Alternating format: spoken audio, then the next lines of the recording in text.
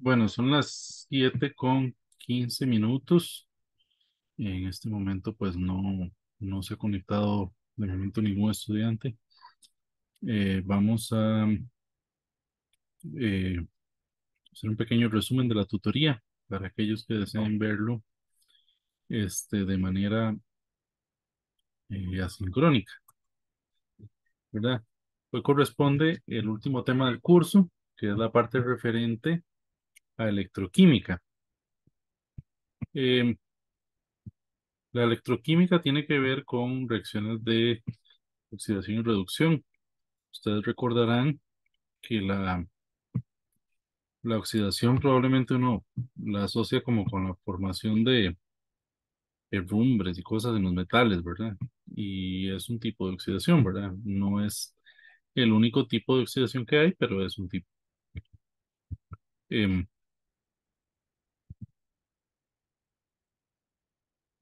Dice acá, por ejemplo, ¿por qué es tan importante el desarrollo de los diferentes tipos de baterías para la vida actual? Bueno, de hecho, re- sabrán ustedes que el tema de las baterías es un tema más actual que nunca, con el desarrollo de nuevas tecnologías, ¿verdad? La parte, por ejemplo, de todos los artículos electrónicos, ¿verdad? Computadoras, celulares, la batería es uno de los grandes limitantes. Una mejor batería sería algo que nos ayudaría a tener mejores equipos, ¿verdad? Y más todavía con el tema de los carros eléctricos, ¿verdad? Toda la operación de las baterías de litio, todas estas cosas. Em, Ahora, digamos, la electroquímica tiene que ver tanto con una parte de electricidad como con una parte de reacciones químicas, ¿verdad? Que es lo que ocurre en una batería, ¿verdad? Desde un diseño de batería simple como el famoso experimento de una papa en que se le introducen dos electrodos, em, a otro tipo de baterías un poco más complejas, ¿verdad? Obviamente hay procesos como todos lo habíamos visto en otros temas, que son espontáneos y otros procesos que son no espontáneos, ¿verdad? Cuando tenemos un proceso no espontáneo no ayudaría a hacer una batería, ¿verdad? Porque es un proceso que no ocurriría a no ser que más bien una fuerza em, lo haga ocurrir. Ahora, en el tema, por ejemplo, de una batería recargable, vos puedes tener que una reacción es espontánea, pero la reacción inversa no lo es. Eh, Al utilizar corriente eléctrica, promueves la reacción inversa y vuelves como a cargar, como a recuperar el potencial eléctrico para la reacción espontánea, para que la reacción espontánea vuelva a ocurrir. Em, Ahora, de la oxidación, bueno, lo contrario de la oxidación es em, la reducción, ¿verdad? Cuando hablamos de oxidación, estamos hablando de perder electrones en un átomo. Y cuando hablamos de reducción, estamos hablando de ganar electrones. Obviamente esto lo podemos identificar viendo los estados de oxidación, ¿verdad? Si yo tengo, por ejemplo, que un metal en estado cero, digamos hierro cero, pasa a hierro más 2, está perdiendo dos electrones, ¿verdad? Si por el contrario tengo un cloro que está pasando de cloro cero a cloro menos uno, está ganando electrones. Em, por ejemplo, si uno mezcla un metal como zinc, pues no con todos pasa, pero con muchos pasa, en un ácido fuerte, como por ejemplo el ácido clorhídrico, uno podrá ver que el zinc metálico, que tiene un estado de oxidación cero, pasa a ser zinc más 2, ¿verdad? Y los contraiones del medio pasan a formar un compuesto que sería el cloruro de zinc, mientras que el hidrógeno del ácido ganaría electrones para convertirse en hidrógeno gaseoso. Digamos, en una reacción de oxidación-reducción deben ocurrir las dos cosas, ¿verdad? Una sustancia pierde los electrones y otra sustancia la gana.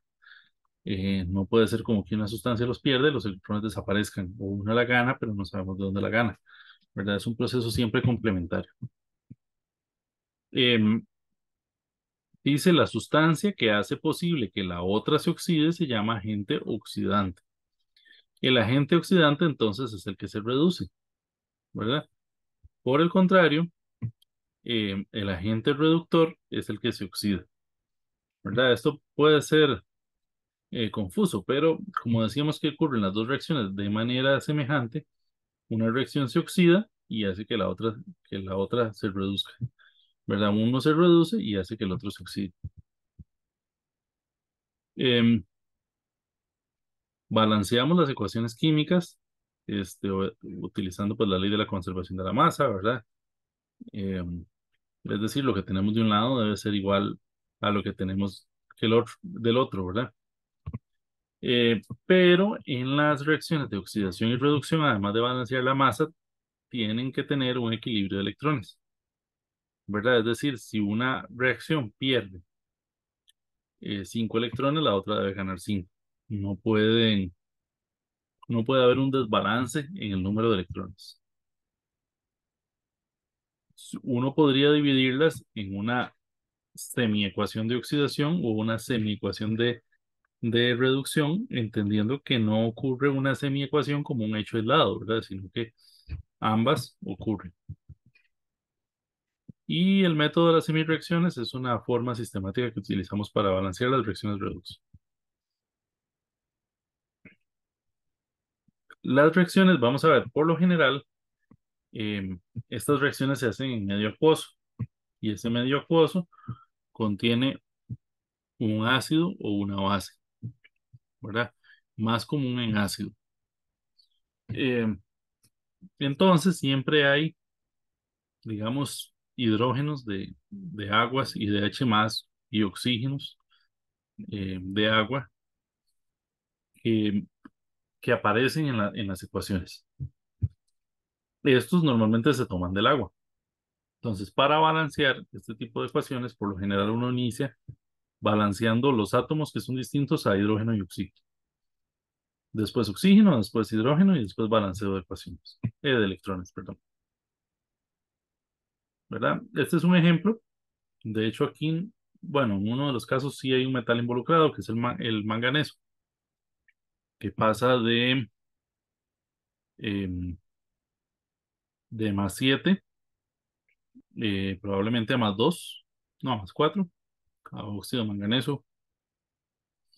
Y em,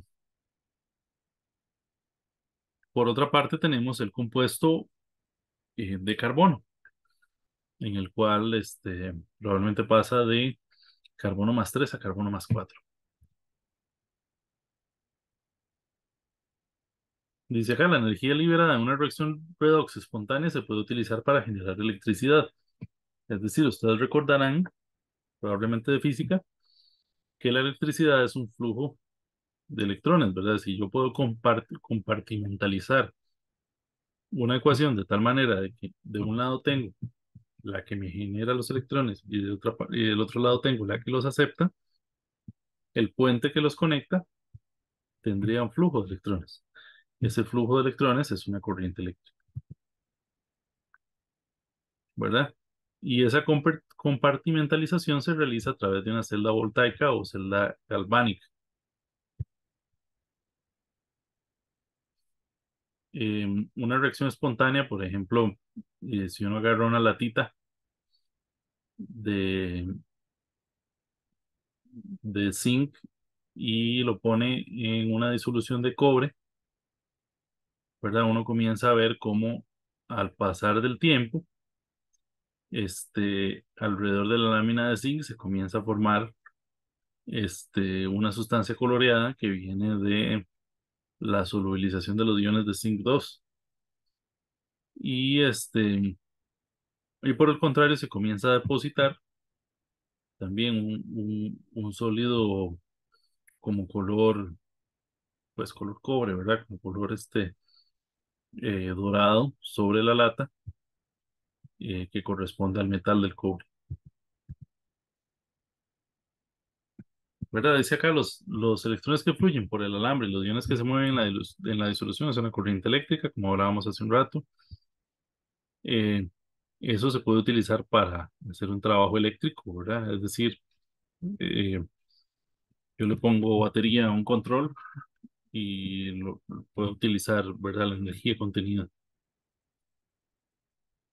Em, Acá, por ejemplo, aparece el electrodo, en un electrodo, el zinc y una solución de sulfato de zinc, y en el otro el cobre y una solución de sulfato de cobre.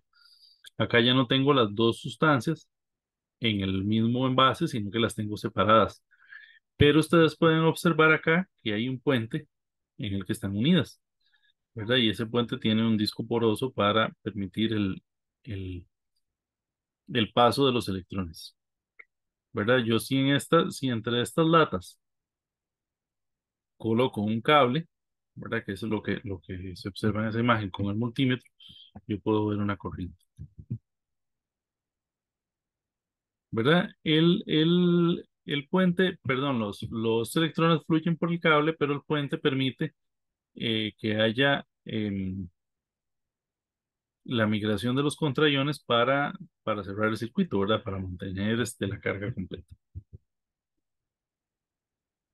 Dice los dos metales sólidos se les llaman electrodos, ¿verdad? Hay un electrodo en el que ocurre la oxidación y se llama ánodo, y hay un electrodo en el que ocurre la reducción y se llama cátodo.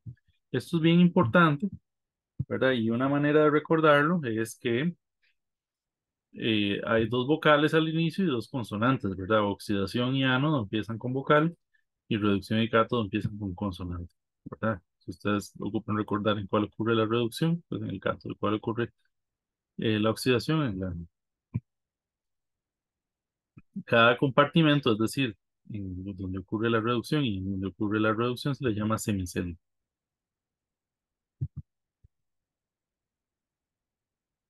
Eh, Dice que la diferencia de potencial entre los dos electrodos de una celda se llama potencial de celda, ¿verdad? La diferencia de potencial suministrada por la fuerza impulsora que empuja los electrones a través del circuito se le llama fuerza electromotriz o FEM. En condiciones estándar, el potencial de celda se le llama potencial estándar de celda o FEM estándar y se designa como E super cero de celda. Como una analogía, ¿verdad? Un potencial alto, ahí por ejemplo, el agua, la altura del agua, ¿verdad? Es una energía potencial que es capaz de generar un trabajo en la caída del agua. Pues ocurre lo mismo con el flujo de electrones, ¿verdad? Si yo tengo un metal que es capaz de oxidar a otro, eso genera un flujo de electrones y ese flujo de electrones es un potencial capaz de realizar un trabajo. Dice, por convenio, el potencial asociado a cada electrodo se elige como el potencial, se elige para hacer el potencial de reducción de ese electrodo. Hay unas tablas que ustedes pueden encontrar al final del libro, donde están los potenciales estándar de cada celda, eh, y se conocen como los potenciales estándar de reducción, ¿verdad? Y esos potenciales estándares han sido calculados a partir de el potencial del electrodo de hidrógeno que se utiliza como referencia. Es decir, cualquier metal contra el hidrógeno. O sea, que el potencial estándar de reducción del hidrógeno es cero, por definición, ¿verdad? Porque hidrógeno contra hidrógeno sería la misma cosa, ¿verdad? Se cancelan y son cero. Este, acá, acá hay una imagen en la que muestra, por ejemplo, en este primer, en este primer compartimiento, el zinc que pasa a zinc más 2, es decir, donde ocurre una reacción de oxidación, y el hidrógeno, una mezcla ácida que se convierte en hidrógeno gaseoso. Y ahí hay contraiones nitrato y sodio, que son espectadores, es decir, no participan como tal de la reacción, nada más. eh, Finalmente, por ejemplo, el sigma 2 quedará como nitrato de zinc, ¿verdad? Y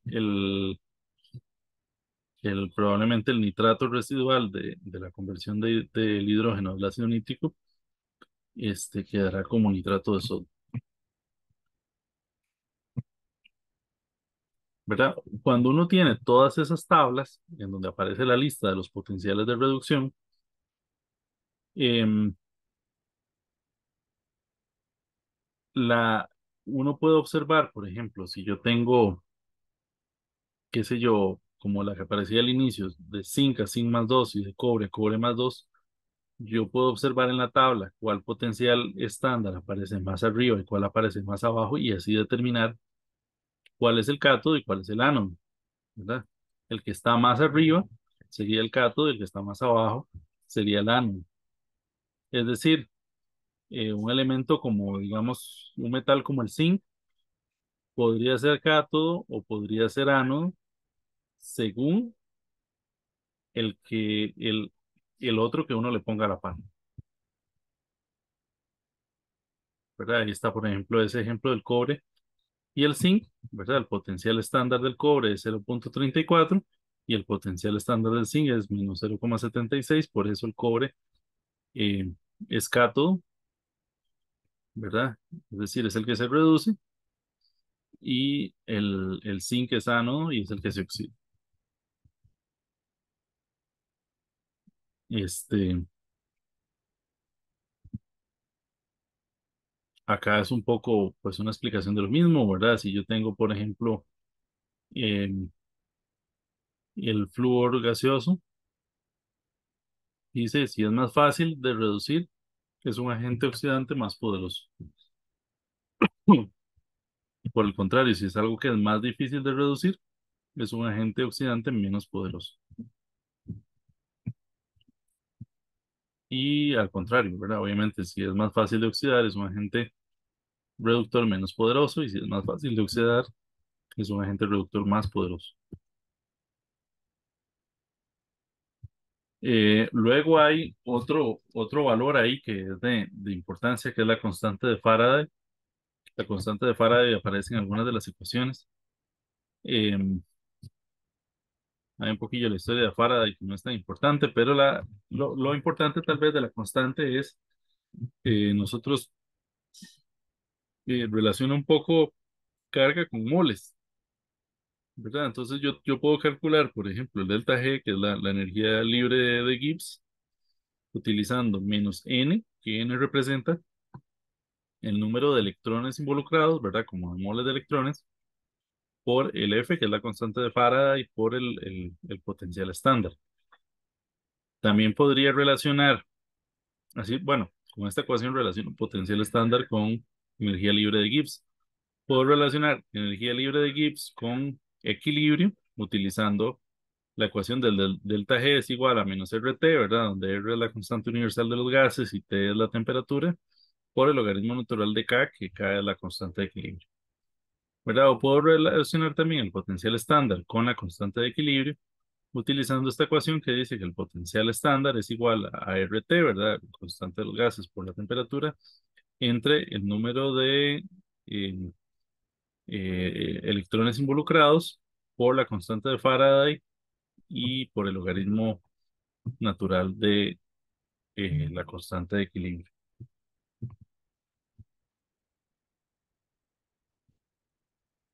Hay también, digamos, la condición estándar. Estamos hablando de una presión de una atmósfera y una concentración de 1 molar. Pero, por supuesto, la concentración tiene un efecto sobre la fuerza electromotriz, ¿verdad? Entonces, cuando cambiamos la concentración, eso tendrá un efecto. El cambio en la energía libre de cualquier reacción química delta G está relacionado con la energía libre estándar también.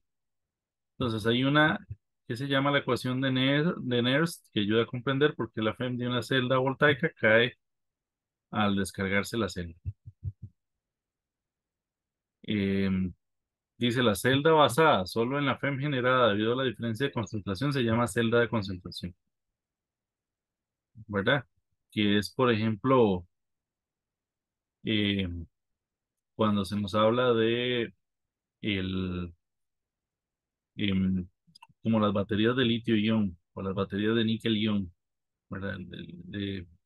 Tenemos lo mismo a ambos lados, pero la diferencia de potencial se genera por una diferencia de concentración, ¿verdad? Es un ejemplo con el corazón humano. Dice, una batería es una fuente de energía electroquímica portátil, ¿verdad? Cuando las celdas se conectan en serie, la batería produce un voltaje que es la suma de los voltajes individuales. Eh, una batería de automóvil de plomo y ácido, que son como las baterías para arrancar un vehículo, digamos, no las de los autos nuevos. Eh, el cátodo es una celda de dióxido de plomo empacada en una rejilla metálica y el ánodo es plomo, ¿verdad? Ambos están sumergidos en sulfúrico diluido, ¿verdad? En agua con ácido sulfúrico. Una batería, digamos, no recargable, lo más común, es de zinc, eh, y el cátodo mezcla grafito con óxido de manganeso. Las recargables más comunes son las de níquel cadmio, ¿verdad? Y recientemente las de litio con litio-ion, que son las que utilizan, digamos, los celulares, las computadoras y los carros eléctricos, que tienen la ventaja de ser baterías de un peso mucho menor, ¿verdad? Dice, hay celdas voltaicas que realizan una conversión de energía química a energía eléctrica usando combustibles tradicionales como el hidrógeno y el metano. Se llaman celdas de combustible. Mm, ¿Verdad? Que sigue siendo una reacción electroquímica, porque al final la combustión también es una reacción de oxidación-reducción, ¿verdad? En la que el combustible se oxida y el oxígeno del aire se reduce.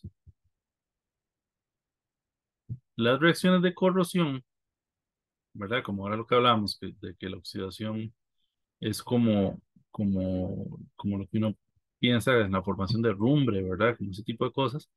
La corrosión de un metal es también una oxidación que ocurre de manera espontánea en el ambiente. Por ejemplo, la del hierro requiere de oxígeno y de agua. Es por eso que en zonas húmedas tienden a ser eh, más fácilmente oxidables, sobre todo porque el hierro inicialmente forma hierro 2, pero ese hierro 2 forma una capa que más bien pasiva la superficie, ¿verdad? Si no hay agua presente que lo disuelva para que se pueda oxidar a hierro 3, esa reacción ocurre. Y la formación de hierro 3 es la que tiene la particularidad de que como el compuesto es menos denso y ocupa más volumen, comienza como a escamarse y a desprenderse y por ende como a acelerar la corrosión,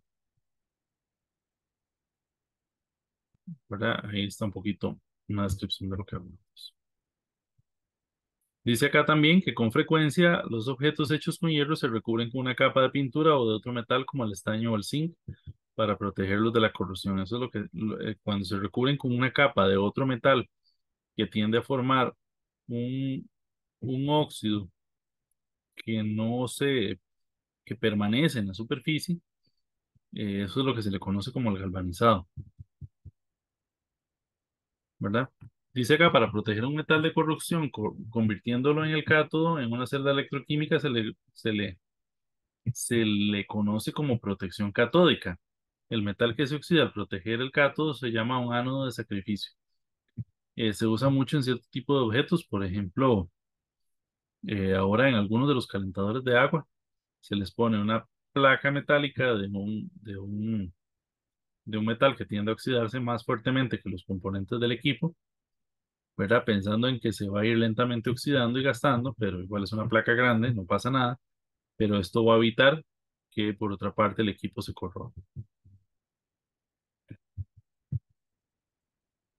¿Verdad? Dice acá, los procesos impulsados por una fuente em, externa de energía se llaman reacciones de electrólisis eh, en las celdas electrolíticas. Bueno, electrólisis, por lo general, lisis se refiere como a ruptura, ¿verdad? Que es como, por ejemplo, la electrólisis del agua, que por lo general es una reducción de, bueno, una oxidación-reducción que me transforma el hidrógeno en hidrógeno gaseoso y el oxígeno en oxígeno gaseoso, utilizando corriente para hacerlo, ¿verdad? Aquí dice una celda electrolítica con un cátodo, perdón, una celda electrolítica con un electrodo de metal activo.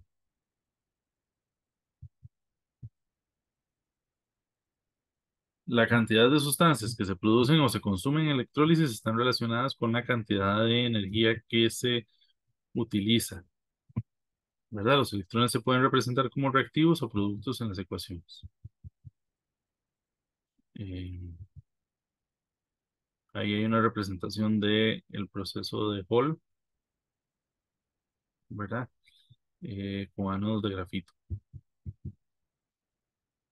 Y esta es la principal teoría sobre el capítulo 20 y aquí viene un poquito de las cosas que se esperan. Em,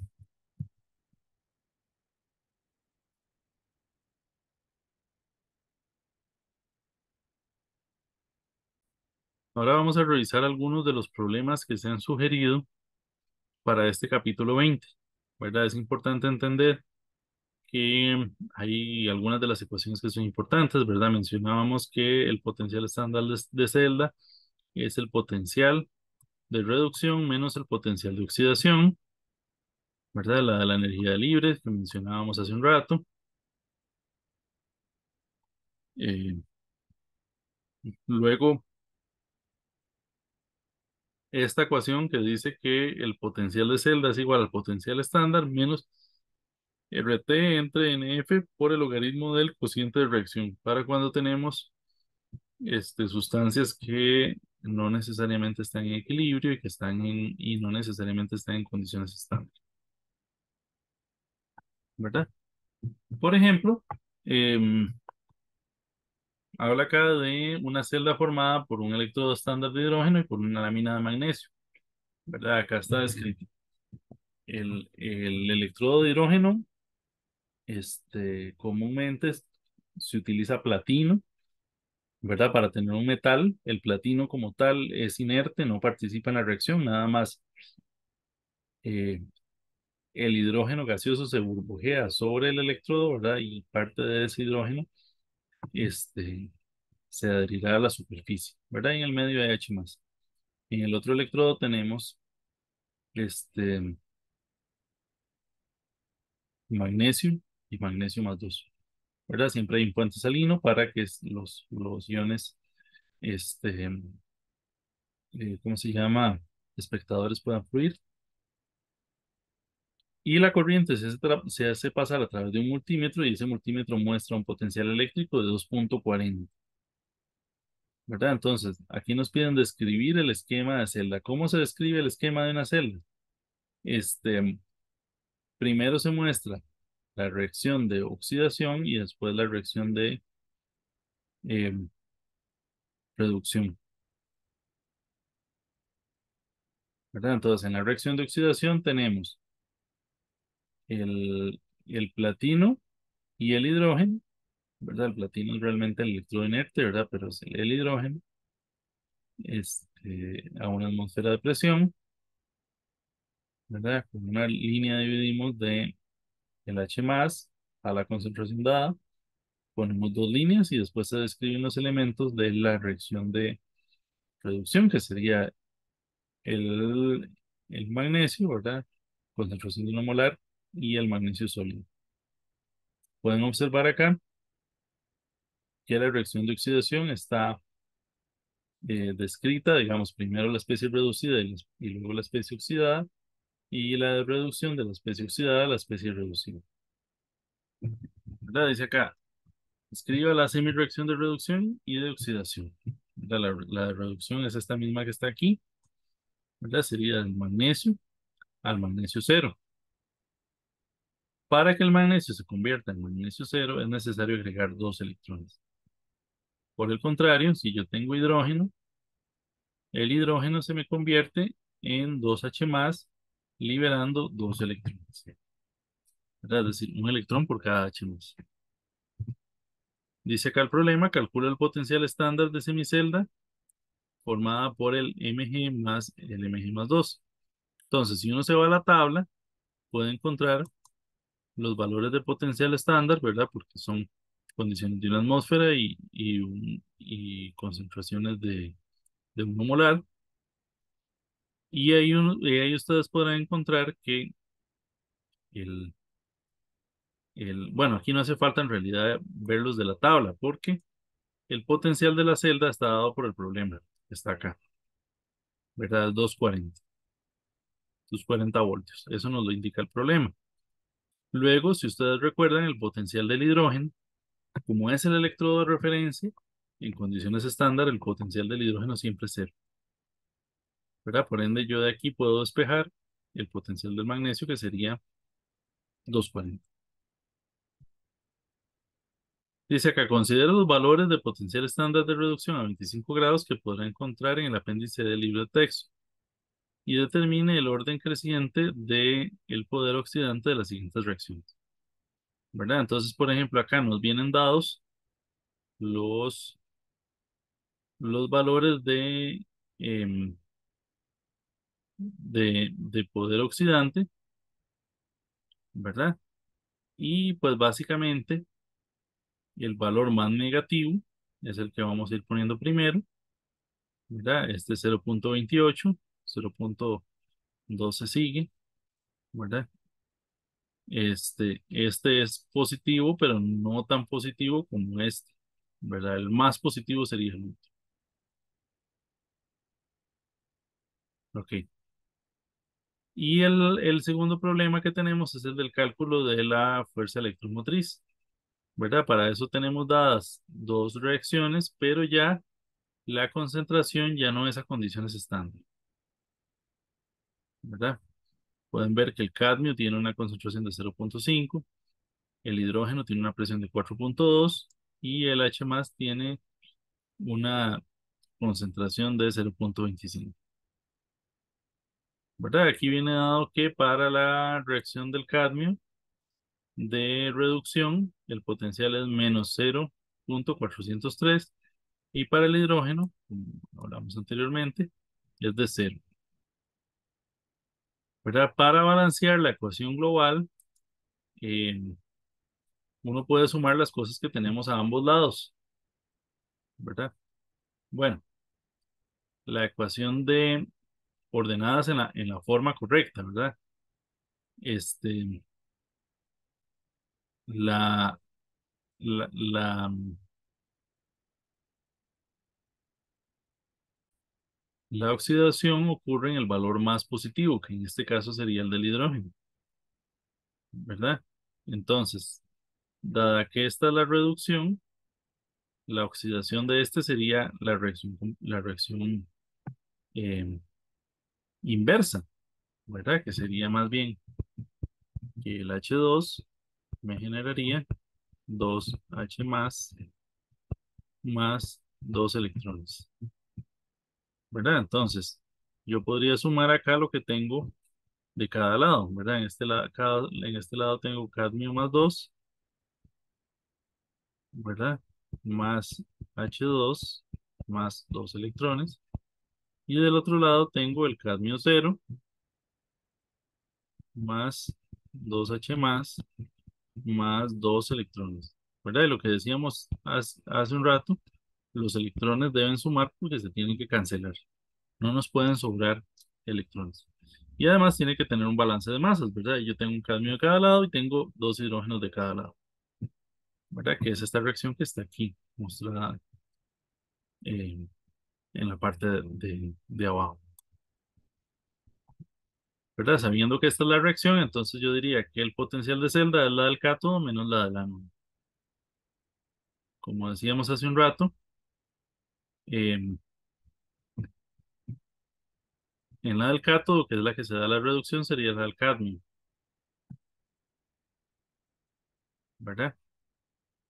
Y la del ánodo, que sería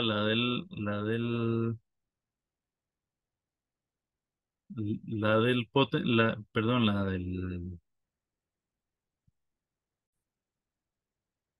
entonces, bueno, acá está escrita en sentido contrario. Em, no es, no es importante en el sentido de que el potencial finalmente nos va a decir si es positivo o negativo. Pero bueno, en sentido contrario, digamos acá, por ejemplo, si estamos pasando de cadmio a cadmio más 2, esa sería la oxidación, ¿verdad? Entonces, eh, ese sería el valor del ánodo y el valor del cátodo que pasaría de H más a H más 2 sería cero, que es el de referencia, ¿verdad? Eso nos da un valor positivo, ¿verdad? Y ese potencial de celda ahora lo tenemos que meter en la fórmula que considera el número de electrones, que son 2 y que considera el cociente de reacción, ¿verdad? Tomando todo esto en cuenta, nos da un potencial de 0,358 volts. Y bueno, pues lastimosamente nadie se conectó hoy. Yo quería escucharlos, a ver si tenían algunas dudas o algunos comentarios. Eh, ya la calificación del segundo examen está ahí en la plataforma. Este, si necesitan para alguna cosa me pueden escribir. Yo pues desearles el mejor de los éxitos en el examen que viene, ¿verdad? Este, pues sin más, vamos a dejar la sesión hasta acá. Buenas noches.